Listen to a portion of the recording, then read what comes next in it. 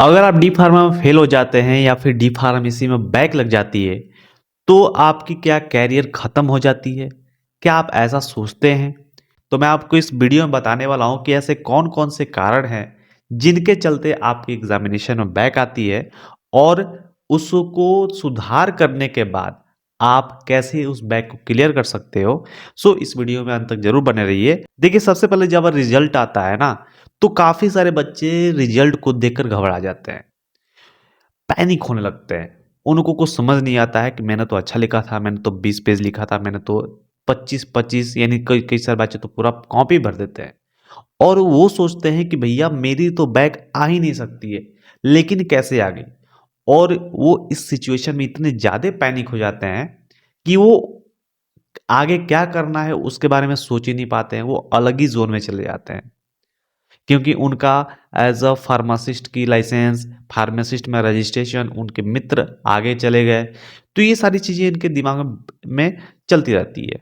तो मैं आपको बता दूँ कि देखिए फेल होना या बैक आना एक कॉमन प्रॉब्लम है और इस प्रॉब्लम को सुधारा जा सकता है और काफ़ी सारे बच्चे सुधारते हैं और वो आज के डेट में एक रजिस्टर्ड फार्मासिस्ट हैं और वो कई गुना अच्छा खासा अर्न भी कर रहे हैं अपनी लाइफ में। तो स्टूडेंट आप पैनिक होना बंद करिए और अपने रिजल्ट को एनालिसिस कीजिए कि आखिर में ऐसी कौन-कौन सी मैंने चीज़ें गलती की है, जिसके कारण से मेरी उस सब्जेक्ट में बैक आई है और वो कौन-कौन सी चीज़ें हैं जिसको मैं सुधार के उस सब्जेक्ट में पुनः प्रयास करके पास हो सकता हूँ।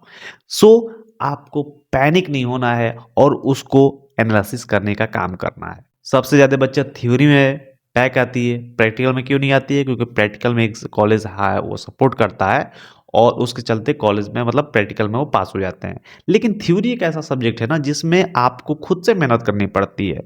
उसमें अच्छे खासे टॉपिक लिखने पड़ते हैं, अच्छे से हेडिंग डालनी पड़ती है और मेन-मेन पॉइंट लिखना पड़ता है और ये सारी चीज़ें आपको पता भी होती है। लेकिन आप एग्ज़ाम के प्रेशर में, टाइम के प्रेशर में वो चीज़ें सब कुछ भूल जाते हो और एक ही चीज़ पे ध्यान रहता है आपका और वो रहता है कॉपी भरने का काम। जो कि स्टूडेंट आप सभी बहुत बड़ी गलती करते हो। कॉपी भरने से कोई आपको मदद नहीं मिलती है, कोई आपको नंबर नहीं बढ़ते हैं। हालाँकि कॉपी भरने से ये लगता है कि हाँ, मैंने कॉपी भर के आ गया। लेकिन स्टूडेंट जब एग्ज़ामिनर जब कॉपी चेक करता है तो वो देखता है कि इस बच्चे ने सही लिखा है या नहीं लिखा है। वो ये नहीं देखता है कि आपकी कॉपी भरी है या नहीं भरी है। सो आपको ये बिल्कुल ध्यान में रखना पड़ेगा कि मैं जो पॉइंट लिख रहा हूँ ना, वो as it is point wise होनी चाहिए। देखिए, मैं आपको बता दूँ कि फेल होने या फिर बैक लगने का मेनली कारण कौन-सा होता है। देखिए, मेन कारण होता है कि आपका सिलेबस पूरा ना होना।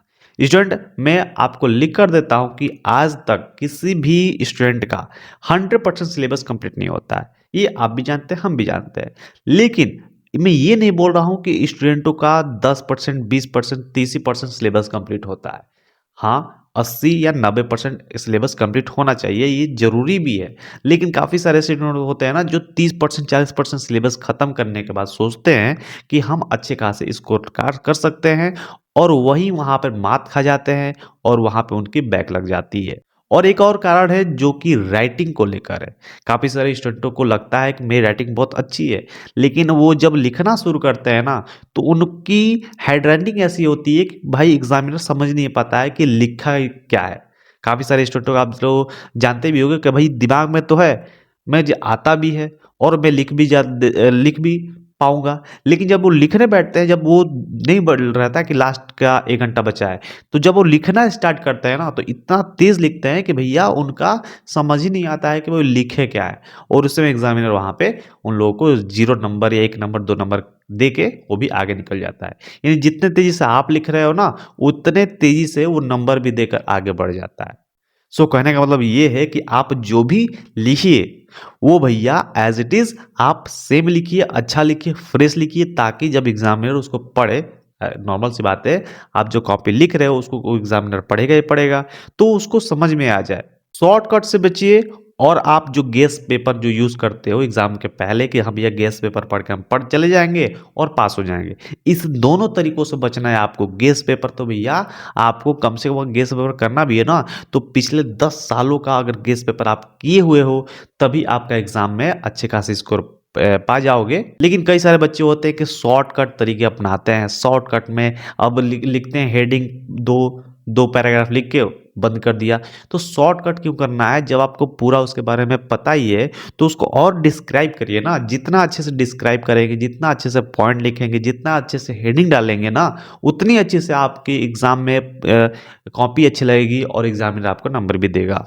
और काफ़ी ज़्यादा स्टूडेंटों का प्रॉब्लम ये आता है कि सर हमारा इंग्लिश कमज़ोर है, तो क्या मैं हिंदी में पेपर दूँ? क्या मैं इंग्लिश में पेपर दूँ? तो सबसे बड़ी समस्या यहाँ पर ये आती है ना कि काफ़ी सारे स्टूडेंटों का जो इंग्लिश में जो लिखते हैं, उनके मुकाबले हिंदी वाले बच्चों का नंबर थोड़ा कम आता है, जो कि एक सही चीज़ भी नहीं है। क्योंकि सही चीज़ इसलिए नहीं है क्योंकि हम भैया हिंदी से आते हैं, काफ़ी सारे स्टूडेंट हिंदी मीडियम से पढ़े होते हैं और वो हिंदी में प्रेफ़र भी करते हैं। लेकिन आप ये समझिए कि आपको ज़्यादातर नंबर क्यों कम मिलता है? क्योंकि एज़ अ फार्मेसी जो सेक्टर होता है ना, उसमें आपका इंग्लिश में सब चीज़ होता है। दवाई इंग्लिश में होती है, डिस्क्रिप्शन इंग्लिश में होते हैं, जो डॉक्टर को बताना होता है, समझाना होता है, वो भी इंग्लिश में आप करते हो। यानी एक तरह से देखा जाए तो आपका 90% जो काम होता है इंग्लिश में होता है। तो आपको कहीं न कहीं इंग्लिश तो भैया आपको आना ही कंपल्सरी है।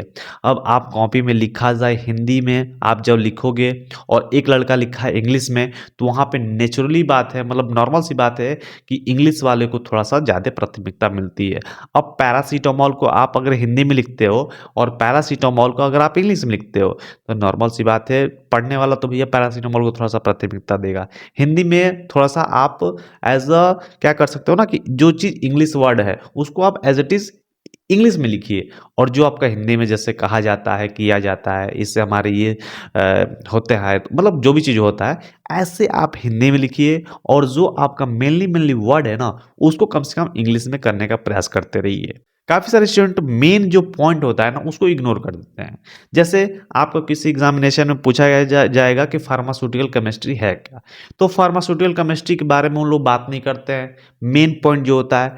और अनदर चीज़ ये, मतलब कि जैसे प्रेडिक्टेबल हो गया, यानी आपका क्या क्लोरोफॉल हो गया, ये सारी चीज़ें चीज़ों के बारे में समझा देंगे ऊपर से लेके नीचे तक। लेकिन एज़ इट इज़ आपको पूछा क्या गया जा रहा है? पूछा ये जा रहा है कि आपसे ये बात की जा रही है कि फार्मास्यूटिकल केमिस्ट्री है क्या? तो आपको इसके बारे में बताना है। तो नॉर्मल से मेरी कहने का मतलब ये है कि काफ़ी सारे बच्चे उस पॉइंट को ही इग्नोर कर देते हैं, जिससे उनका नंबर कट जाता है और वो बैक भी आ जाती है उनकी। नेक्स्ट पॉइंट है अटेंडेंस और इंटरनल मार्क्स। स्टूडेंट, अगर आपका अटेंडेंस ही कम होगा और इंटरनल मार्क्स में ही नहीं मिलेंगे, तो आपको सबसे ज़्यादा यहीं पे चोट मिलती है और आपको बैक लगने का भी चांसेस बहुत ज़्यादा होता है। जैसे आपको 80 नंबर थ्योरी का होता है और 20 नंबर आपका इंटरनल मार्क्स होता है। अब जो बच्चा डेली आता है, उसको नॉर्मल सी बात है 18 से 19 नंबर उसको मिलते हैं, आपको भी पता है। लेकिन जो बच्चा अटेंडेंस उसकी लो होती है, अटेंडेंस थोड़ा-सा कम होती है, उसको 14-15 भी मिल सकते हैं, 13-14 भी मिल सकते हैं, और कहीं-कहीं के तो भैया 10-12 भी मिलते हैं। कहने का मतलब ये है कि अगर आपकी अटेंडेंस अच्छी होती है, तो आपको नंबर भी अच्छा मिलता है, और उधर थ्योरी में अच्छा नंबर ला दोगे, तो आपका अच्छा खासा परसेंटेज बन जाएगा और आपको फेल होने की प्रोबेबिलिटी कम भी हो जाती है। सबसे ज़्यादा परेशानी की बात ये है कि सोशल मीडिया हम ज़्यादा यूज़ करते हैं। एज़ अ इस टाइम में सोशल मीडिया कौन नहीं यूज़ कर रहा है? मैं भी यूज़ करता हूँ, आप भी यूज़ करते हैं। लेकिन जब आपका काम होता है, जैसे आपका एग्ज़ामिनेशन का टाइम चल रहा है, उस सिचुएशन में भी कैसे काफ़ी सारे बच्चे सोशल मीडिया का यूज़ करते हैं, मोबाइल का यूज़ करते हैं। तो स्टूडेंट, सबसे ज़्यादा यहाँ पे आप मात खा जाते हो। अगर यहाँ पर आप सोशल मीडिया के बजाय आप अपनी पढ़ाई पर ध्यान दो, तो आपकी बैक लगने की हिसाब से ज़्यादा है ना प्रोबेबिलिटी कम होती है। जब एग्जामिनेशन जब टाइमिंग आती है ना, तो आपको सोशल मीडिया का यूज़ कम से कम करना है। मेरे कहने का मतलब आप मत करिए, लॉग आउट कर दीजिए, डिलीट कर दीजिए, जब तक आपका एग्जामिनेशन कंप्लीट ना हो जाए। और सबसे दिक्कत की बात ये आती है ना कि जब आप फेल हो जाते हो, तो आप कंपैरिजन करने लगते हो कि मेरा दोस्त पास हो गया, मेरे वो पास हो गए और मेरे से वो आगे निकल गए। तो यहाँ पे सबसे ज़्यादा दिक्कत आती है, आप कंपैरिजन से बचिए। देखिए, मैं मानता हूँ कि हाँ भैया आपका दोस्त पास हो गया है, लेकिन कंपैरिजन करने का कोई उसमें मतलब नहीं है। वो पास है, नॉर्मल सी बात, अच्छी बात है, मैं अगली बार पास हो जाऊँगा। ऐसा थोड़ी नहीं है वो पास होके वो फार्मासिस्ट अगले साल बन ही जाएगा या उसके तुरंत बाद बन जाएगा। तो ये थिंकिंग निकालनी है। आपको ये सोचना है कि मैं पास हो जाऊँ और मैं जैसे ही पास हूँ, मेरा फार्मासिस्ट में कहीं ऐसा निकल जाए, है ना? कहने का मतलब ये है कि आप कंपैरिज़न मत करिए, आप अपने स्किल को डेवलप कीजिए क्योंकि आपको डिग्री तो मिल जाएगी, लेकिन आपके अंदर अगर स्किल नहीं रहेगा ना, तो आपको जॉब कोई भी नहीं देगा। कहने का मतलब ये है कि स्टूडेंट आप स्किल पे काम करिए, आप चीज़ों को सीखिए, है ना? तो ये आपके लिए काफ़ी ज़्यादा हेल्पफुल होगा और आपको अंत तक ये मदद भी करेगा। सो स्टूडेंट उम्मीद करता हूँ ये वीडियो आपको अच्छी लगी होगी। अगर वो अच्छी लगी होगी तो इस वीडियो को एक लाइक ज़रूर कर दीजिएगा और इस वीडियो को अपने मित्रों को तो ज़रूर शेयर कीजिएगा ताकि वो जब भी उनका बैक लगे तो थोड़ा-सा मतलब माइंड से थोड़ा-सा लो फ़ील करें और ये सब चीज़ों बातों को आपको पता ही होगा लेकिन इन सारी बातों का रिपीट मतलब ये सारी बातें आपको नॉर्मली आपको पता रहती है, लेकिन इसको एब्ज़ॉर्ब करने की बात आती है और आपको ये कोई बताता नहीं है। तो मैं आपको इसलिए बता रहा हूँ कि ऐसी इस कारणों से आपकी बैक लगती है, तो ये सब कारण आप समझ गए होंगे, तो इसको आप आगे से मत कीजिएगा और आगे से ध्यान देके अच्छे तरीके से बैक को क्लियर कर लीजिएगा। सो स्टूडेंट आपको इस वीडियो कैसी लगी? कमेंट सेक्शन में ज़रूर बताइएगा। मिलते हैं आप सभी से अगले वीडियो में, तब तक अपना ख़्याल रखिए। जय हिंद, जय भारत।